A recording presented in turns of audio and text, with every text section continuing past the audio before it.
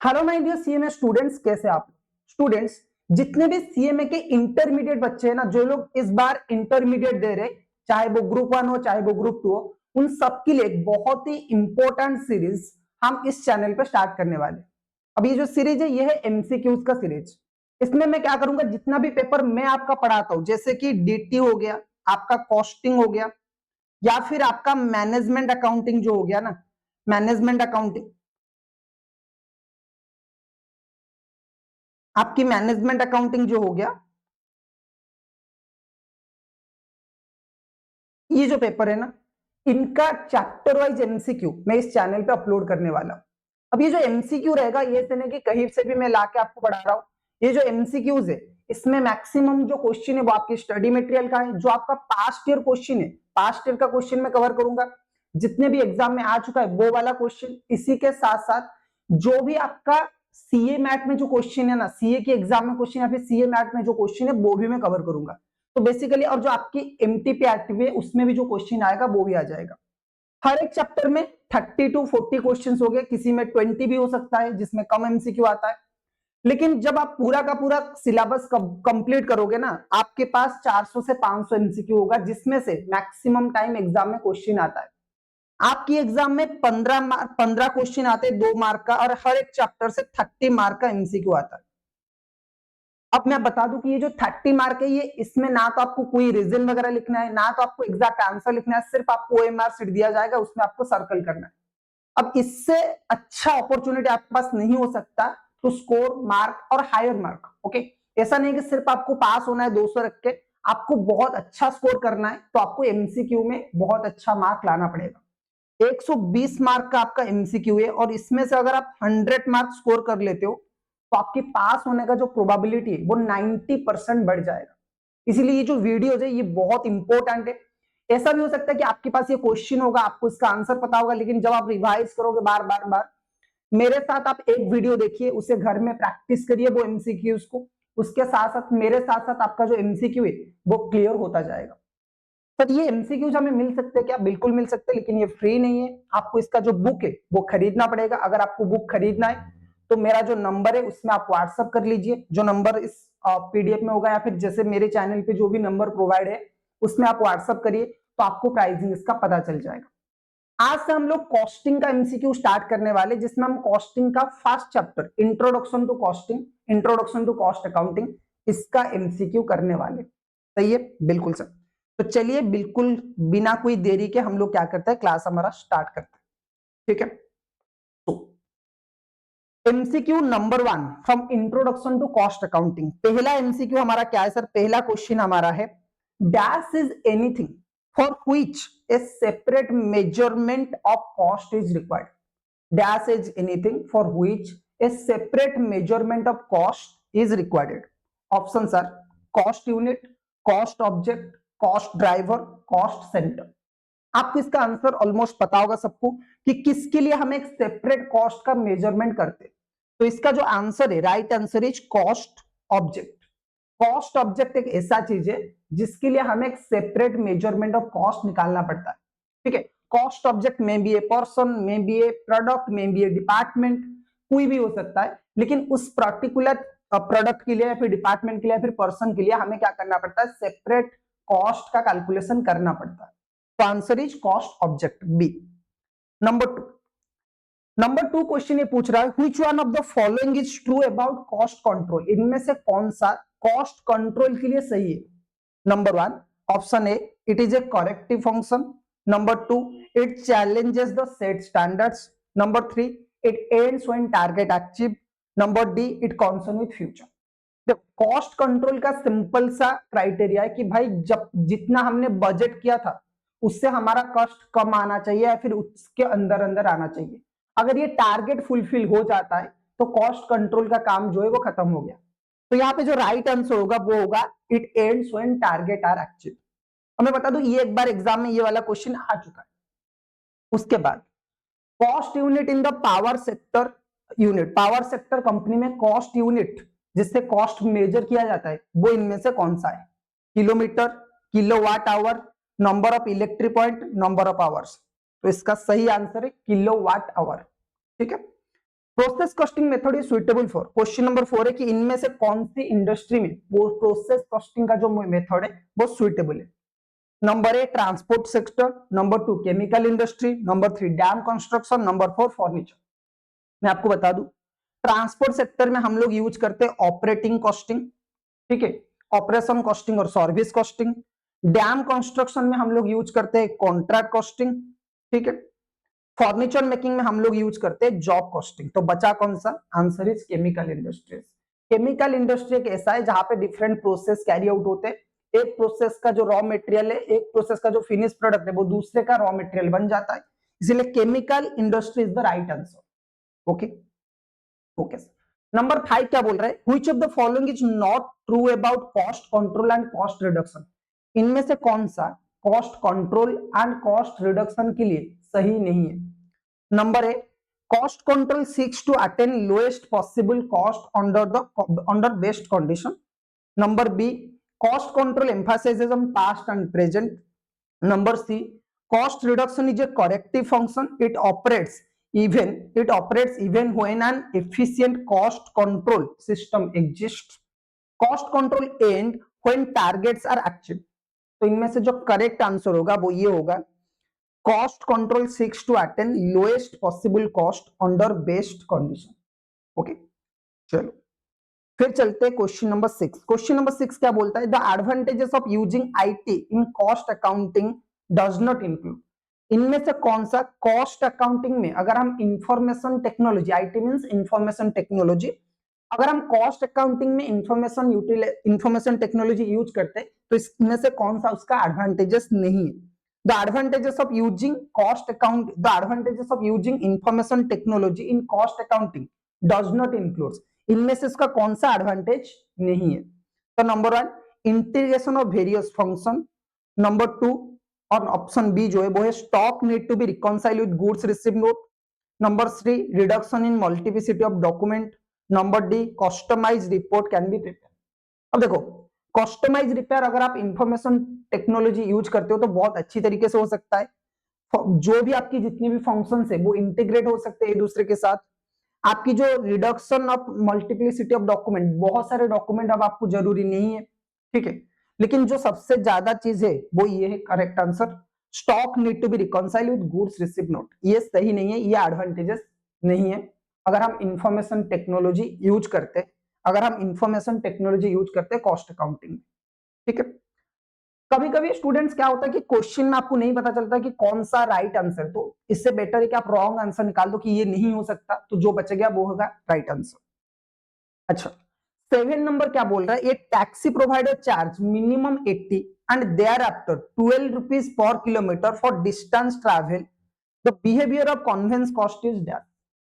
बोल रहे कि एक टैक्सी ड्राइवर है जो कि 80 रुपीज पहले चार्ज करता है, उसके बाद आप जितना भी किलोमीटर जाओगे उस किलोमीटर के हिसाब से आपसे वो 12 रुपीज चार्ज करता है। तो यहाँ पे जो कॉस्ट ऑफ द कन्वेंस है, टैक्सी का जो कॉस्ट है वो किस टाइप का कॉस्ट है? देखो कॉस्ट यहाँ पे कुछ हद तक फिक्स है, 80 रुपए तो फिक्स है कि आपको इतना देना ही देना है, मिनिमम 80 रुपीज आपको देना ही देना है। उसके बाद किलोमीटर के ऊपर डिपेंड करता है। तो यहाँ पे ये दोनों का जो कैरेक्टरिस्टिक्स है वो है वेरिएबल एंड फिक्स्ड का कैरेक्टरिस्टिक्स ये कैरी करता है। तो यहाँ पे राइट आंसर जो होगा वो होगा semi variable cost. Okay question number D, question number 8, A Limited has 3 production department and each department has 2 machine. Which of the following cannot be treated as cost center for allocation? देखो A Limited में 3 production department है and each production department में 2 machine है, ठीक है। तो इनमें से कौन सा कॉस्ट सेंटर नहीं हो सकता? Number 1 machine under the production department, number 2 production department, number 3 both production department and machine department. Option D जो है वो है ए लिमिटेड। तो देखो कॉस्ट सेंटर क्या होता है? कॉस्ट सेंटर एक ऐसा सेंटर होता है, एक ऐसा रिस्पॉन्सिबिलिटी सेंटर होता है जो सिर्फ और सिर्फ कॉस्ट इनकर्ड के ऊपर फोकस करता है, जो सिर्फ और सिर्फ कॉस्ट इनकर्ड करता है एंड कॉस्ट इनकर्ड के लिए लायबल होता है। आपको ये ऑलरेडी पता है, ठीक है।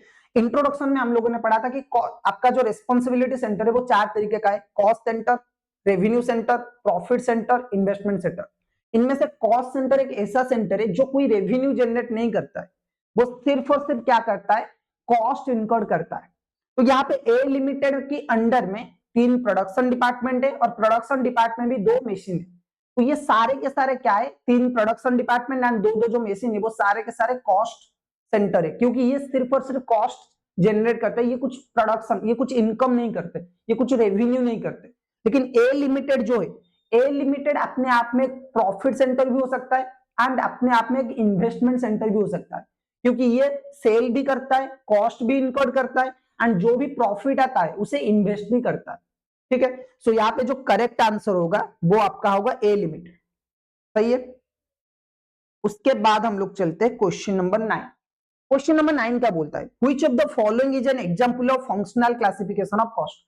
आपको पता है कि जब कॉस्ट को हम फंक्शनली क्लासिफाई करते हैं तो वो कैसे होता है, factory overhead, admin overhead, selling and distribution overhead, research and development overhead. तो यहाँ पे जो करेक्ट आंसर होगा वो होगा एडमिनिस्ट्रेटिव ओवरहेड। अच्छा, ये सबसे इंपॉर्टेंट क्वेश्चन है, क्वेश्चन नंबर 10।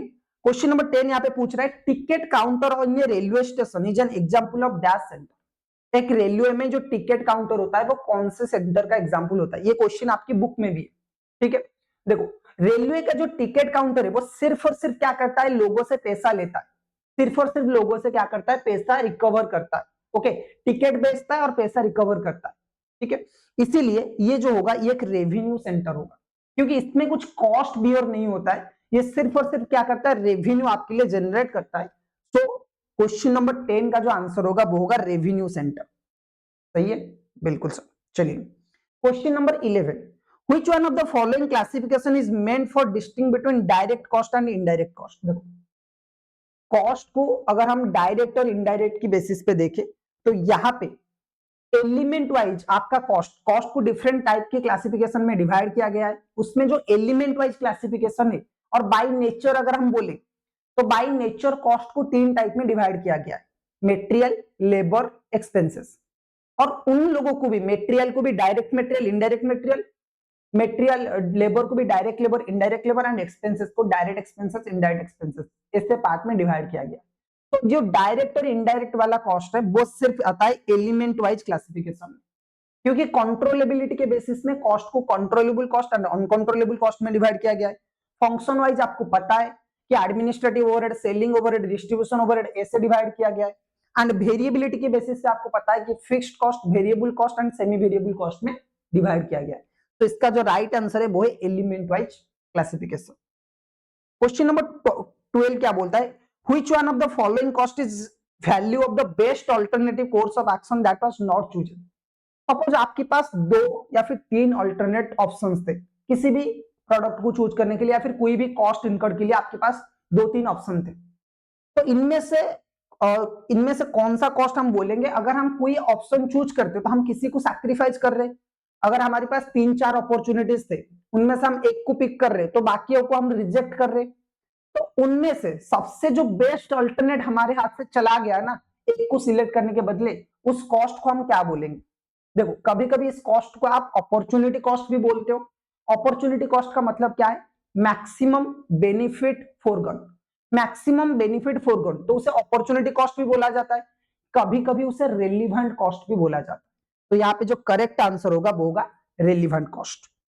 उसके बाद चलो देखते, B Limited pays 10 rupees per unit royalty to designer of a product which it manufactures and sells. The royalty charge would be classified in the company's account as a direct expenses, production overhead, administrative overhead, selling overhead। देखो B Limited 10 rupees अपनी designer को royalty दे रहा है, जो product वो primarily बेचते, जो product वो डिजाइन करता है उसको डायरेक्टली बेचने के लिए रॉयल्टी दे रहे 10 रुपीज का। तो ये जो रॉयल्टी का खर्चा ये डायरेक्टली एसोसिएटेड प्रोडक्ट के साथ, तो इसे बोलेंगे हम लोग डायरेक्ट एक्सपेंसेस। ओके, तो ये जो 10 रुपीज का एक्सपेंसेस है ये डायरेक्टली प्रोडक्ट के साथ रिलेटेड है, और कोई भी कॉस्ट अगर प्रोडक्ट की प्राइस में ट्रेसेबल हो जाता है तो उसे हम बोलते हैं डायरेक्ट कॉस्ट और डायरेक्ट एक्सपेंसेस। क्वेश्चन नंबर 14 चलते हैं। क्वेश्चन नंबर 14 क्या बोल रहे हैं, the sum of direct labour and factory overhead is termed as. अच्छा, direct labour and factory overhead जब हम दोनों को मिलाएंगे तो हमें क्या मिलता है, तो इसका आंसर है कन्वर्जन कॉस्ट। इसका सिंपल सा आंसर है कन्वर्जन कॉस्ट, क्योंकि डायरेक्ट लेबर एंड ओवरहेड यही दोनों कॉस्ट यूज किया जाता है रॉ मटेरियल को फाइनल प्रोडक्ट में कन्वर्ट करने के लिए। रॉ मटेरियल को फाइनल प्रोडक्ट में कन्वर्जन करने के लिए जो कॉस्ट यूज किया जाता है वो दोनों है लेबर एंड ओवरहेड। तो direct labour and factory overhead ये जो कॉस्ट है इन्हें बोला जाता है conversion cost. Okay, question number 15 क्या बोलता है देखो, which one cost which related to an item where the input has explicit physical relationship with the output is known as। देखो कोई ऐसा कॉस्ट आप बताओ जो कि इनपुट के साथ, cost which related to an item where the input has explicitly physical relationship with output, जहां पे इनपुट के साथ कॉस्ट का डायरेक्ट रिलेशनशिप है जब आउटपुट निकलेगा उसके साथ, तो क्या कॉस्ट होगा वो, इसका आंसर होगा इंजीनियर कॉस्ट। इसका कॉस्ट होगा इंजीनियर कॉस्ट। ओके, उसके बाद क्वेश्चन नंबर 16 चलते हैं। क्वेश्चन नंबर 16 क्या बोलता है, cost which are ascertained after they have been encoded known as. Obviously आपको पता होगा कि जो कॉस्ट ascertain होता है, जो कॉस्ट रिकॉर्ड होता है, जो कॉस्ट रिकॉर्ड होता है या फिर ascertain होता है after they have been encode होने के बाद, वो कॉस्ट होने के बाद जो हम रिकॉर्ड करते हैं उसे हम बोलते हैं हिस्टोरिकल कॉस्ट। ओके, उसके बाद हमारा आता है 17 number prime cost. Prime cost plus variable overhead. Prime cost उसके साथ अगर हम वेरिएबल ओवरहेड ऐड कर ले तो वो क्या बनेगा, फैक्ट्री कॉस्ट। तो ये हमारा पता है कि prime cost plus factory overhead और वेरिएबल ओवरहेड जो होगा वो होगा फैक्ट्री कॉस्ट। अच्छा, क्वेश्चन नंबर 18 में चलते हैं। क्वेश्चन नंबर 18 क्या बोल रहा है, the main purpose of cost accounting. Cost accounting का सर मेन पर्पज क्या है, option A to maximise profit, option B to help in inventory valuation, option C to help in fixation of selling price, option D to provide information to management for decision making। तो आंसर D जो है वो correct answer है, to provide information to the management for decision making. Observation costing, observation costing का दूसरा नाम क्या है, देखो ऑब्जर्वेशन कॉस्टिंग को हम क्या बोलते हैं, historical cost, traditional costing, full costing, all of the above. तो इसमें सबसे जो हम बोलते हैं वो है ट्रेडिशनल कॉस्टिंग, ये सबसे ज्यादा इंपॉर्टेंट है। ऑब्जर्वेशन कॉस्टिंग को हम क्या बोलते हैं, ट्रेडिशनल कॉस्टिंग। नंबर 20 नंबर क्या बोल रहा है, the process of identifying, measuring, accumulating, analysing cost to determine the cost of the product और सर्विसेज इज नोन एज। जब आप आइडेंटिफाई करते हो, मेजर, एक्यूमुलेट एंड एनालाइज करते हो कॉस्ट जो कि प्रोडक्ट के लिए खर्चा हुआ है ना, प्रोडक्ट और सर्विस के लिए, प्रोडक्ट और सर्विस का कॉस्ट एनालिसिस करते हो, उसे आइडेंटिफाई करते हो, मेजर करते हो, तो इस प्रोसेस को क्या बोला जाता है, तो इसका सिंपल आंसर है कॉस्टिंग। ओके, एंड अब बात करते हैं लास्ट क्वेश्चन की। Which of the following term refer to the cost incurred on a cost object that directly traced?